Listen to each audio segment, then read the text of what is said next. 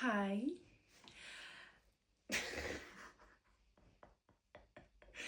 Welcome to Built by Emma, the first episode, and honestly that feels so strange to actually say that.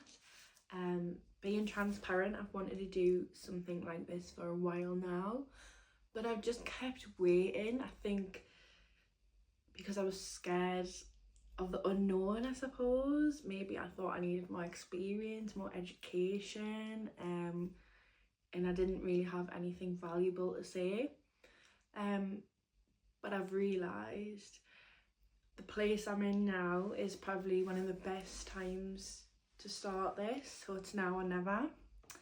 So here we are, and if you've actually got this far, thank you so much. So my name's Emma, I'm 22 and I'm finishing university and currently in one of those weird stages of life where everything's happening at once and everything's changing.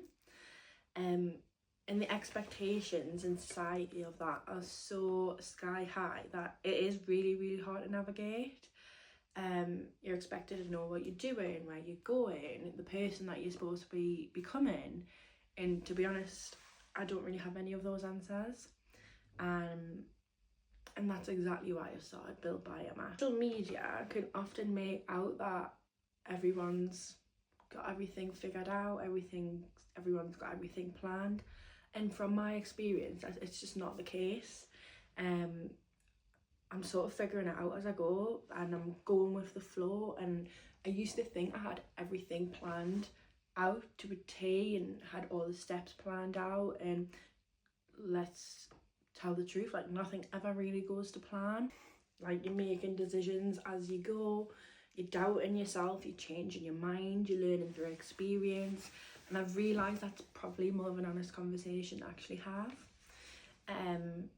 So instead of waiting until I've built a perfect life or the perfect version of myself, I've decided to go through a process that is more relatable.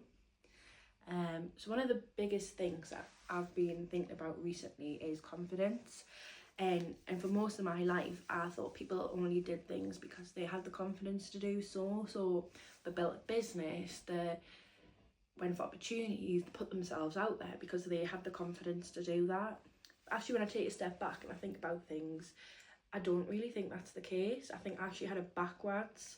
I think confidence is totally built on evidence, and through showing yourself that you can actually do something difficult.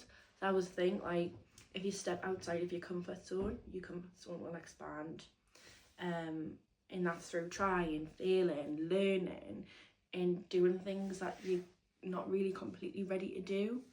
And this is a perfect example. Like, do I feel ready to do this? Not at all. Like, my confidence recently has been on the floor, but I know it's not going to get better by waiting. And I think actions show you more than thinking and feelings ever will. And going forward, I'm going to choose to build that confidence instead of waiting for it to happen.